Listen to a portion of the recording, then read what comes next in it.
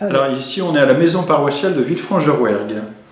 Donc dans mon appartement, et juste à côté, il y a la maison paroissiale qui est le lieu d'accueil pour tous les chrétiens, pour tous ceux qui veulent venir pour demander ou entrer en relation avec la communauté chrétienne. Je suis prêtre de la paroisse de Sainte-Émilie et je suis aussi doyen du secteur de Villefranche en fait. Prêtre. Alors pour moi, j'aurais envie de dire qu'il y a eu deux temps.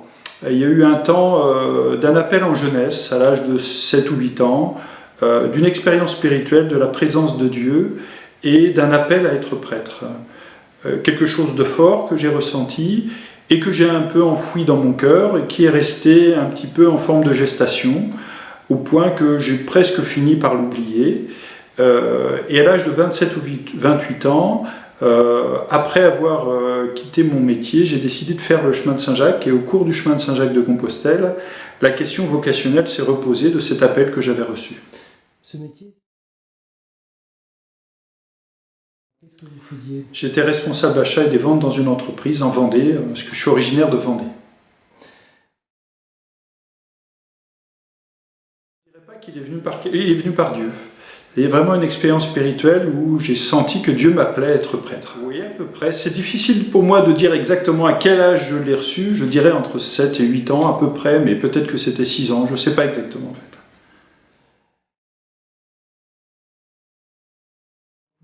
Alors le chemin de Saint-Jacques, je l'ai fait à l'âge de 27 ans. Je suis parti du Puy-en-Velay avec une amie qui avait aussi le projet de faire le chemin de Saint-Jacques. Et on a fait le chemin aller tous les deux, et moi j'avais toujours dit que je ferais le chemin retour seul si j'étais en forme, et comme j'étais en forme, je suis reparti de Saint-Jacques pour revenir jusqu'en Vendée, là où j'habitais en fait. C'était d'abord une démarche de quitter mon métier dans lequel je sentais qu'il y avait une impasse et que c'était pas un chemin de vie pour moi, et une envie de faire le chemin de Saint-Jacques, déconnecté de la dimension spirituelle à cette époque-là quand je suis parti. Puisque ça faisait 15 ans que je n'avais pas mis les pieds dans une église.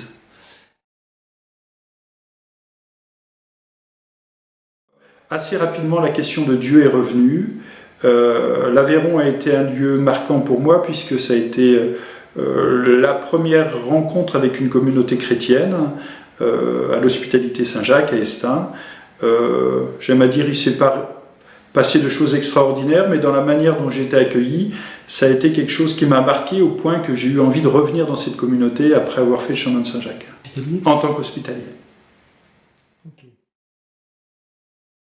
L'occasion de découvrir des gens qui se mettaient en route, en route sur le plan extérieur, mais aussi sur le plan spirituel aussi, et de les accompagner dans cette démarche-là, et de découvrir combien cet accompagnement-là avait été pour moi une source de croissance dans ma vie spirituelle et était pour les pèlerins aussi quelque chose de très important. D'abord, j'y suis venu en tant qu'hospitalier pour 1 mois, ensuite pour 1 année, mais quand je suis venu pour 1 année à l'hospitalité, je suis venu pour 1 année avec la question « Dieu m'appelle peut-être être prêtre ». Et le lieu de ma réponse, le lieu de la réponse, ce sera l'hospitalité que je l'aurai. J'avais cette conviction que c'était un beau lieu de croissance humaine et spirituelle pour moi, et que ce serait un lieu où je pourrais entendre si le Seigneur m'appelait à être prêtre ou pas. Donc il y avait cette alchimie entre des laïcs qui accueillent les pèlerins et qui tiennent la communauté, des prêtres de la paroisse qui viennent d'une manière régulière, et puis des prêtres de passage qui font le chemin et qui célèbrent à l'hospitalité quand ils passent. Donc ça m'a été pour moi aussi l'occasion de croiser les prêtres de la paroisse, les prêtres de passage, des pèlerins catholiques, d'autres pas du tout, d'autres en recherche, dans un mélange assez étonnant de vocations en fait. Alors une figure de prêtre, ça a été pas pendant le chemin de Saint-Jacques, ni à l'hospitalité, mais quand j'étais en Vendée, après être revenu en Vendée, c'est le père Marie-Jo Cellier qui était responsable des vocations et qui m'a accueilli avec mon questionnement et avec qui j'avais cheminé quelques temps et que c'était une belle figure de prêtre. Il y avait un rayonnement qui me plaisait chez lui et je me disais oui, comme ça, oui.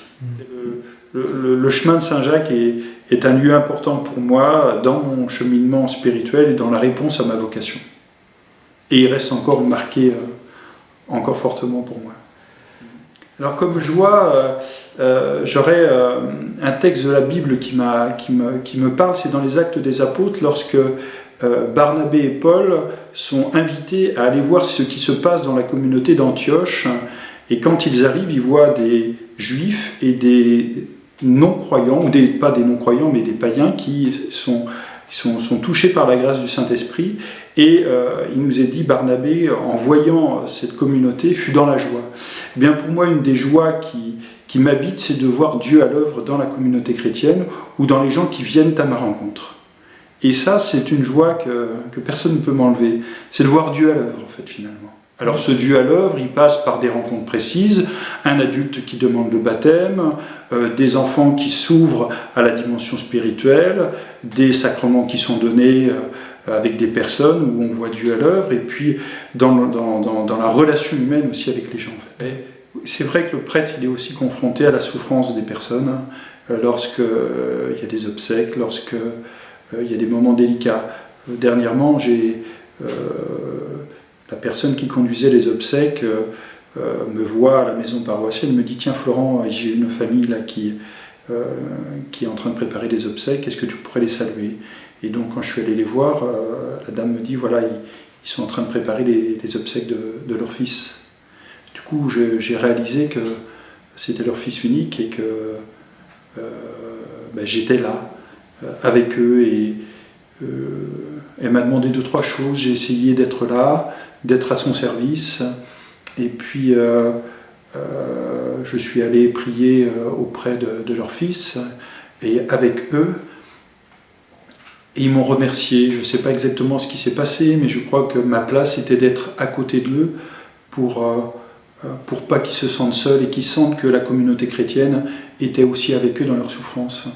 Eh bien, ça me fait penser au Christ serviteur qui se met au pied de ceux qui souffrent et qui est là. Et derrière cette présence-là, je crois que Dieu m'appelle là. Et lorsque je réponds à cet appel d'être présent auprès de ceux qui souffrent, je sens que je suis à ma place, et du coup je sens que c'est ça que je dois faire, en fait. Alors elle s'entretient dans une fidélité à la prière.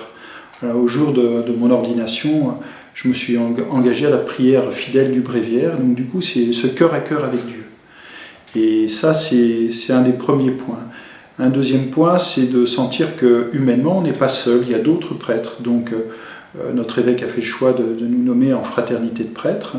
Et donc du coup, c'est découvrir que dans la pastorale, dans les choix pastoraux qu'on a à faire, on est 4 ou 5 prêtres à porter ensemble la responsabilité. Donc c'est sentir aussi que cette fidélité à notre vocation, elle passe par le regard des autres prêtres, et puis aussi à travers aussi une autre personne qui pour moi est importante, qui est le Père spirituel, qui est celui qui nous accompagne, quelqu'un qu'on voit 1 ou 2 fois tous les 2-3 mois, pour sentir qu'on est accompagné et qu'on peut s'ouvrir à cette personne pour avancer dans la fidélité à notre vocation. Alors qu'est-ce qu'on dit à des jeunes quand il s'agit d'être prêtre ? J'aurais envie de dire qu'il y avait une étude qui disait que le plus beau métier, c'était probablement d'être prêtre dans la diversité des relations et des choses à faire. Donc du coup, c'est vraiment une aventure. Parce qu'en fait, c'est tous les jours, ça change. Il y a vraiment cette dimension un peu d'aventure avec Dieu. Et de se dire, celui qui guide, c'est Dieu, c'est pas moi. Et donc c'est se laisser conduire par Dieu pour découvrir quelque chose. Tu verras des choses plus grandes encore. C'est-à-dire que la vocation d'être prêtre, c'est de répondre à un appel de Dieu, et celui qui se sent appelé par Dieu, et qu'il ait confiance que Dieu va lui faire un chemin dont il n'a pas encore imaginé tout ce que Dieu veut lui donner à la réponse à cet appel-là. À l'engagement au sacerdoce, effectivement à contre-courant de la société. Mais il est dans le courant de Dieu. Il faut savoir que chaque Eucharistie, c'est une source de joie pour moi. J'entre dans la paix de Dieu. Je dépose tout et je vis un temps pour Dieu et avec Dieu. Quand je suis seul, parce que ça m'arrive de célébrer la messe seul, et quand je suis avec la communauté chrétienne, il y a ce mystère de la présence de Dieu que je tiens dans mes mains. Et ce moment-là, pour moi, c'est pas une répétition, c'est une relation unique qui se répète, mais qui est toujours différente et qui est toujours nouvelle, et qui est toujours une source de joie, une source de vitalité, qui est une source de paix. Pour moi, il n'y a pas de renouvellement, il y a la joie d'une rencontre. C'est vraiment l'Eucharistie, pour moi, c'est une rencontre avec Dieu, et source et sommet de la vie de l'Église, source et sommet de la vie du prêtre, d'une relation entre celui qui m'a appelé et moi qui essaie de répondre à son appel.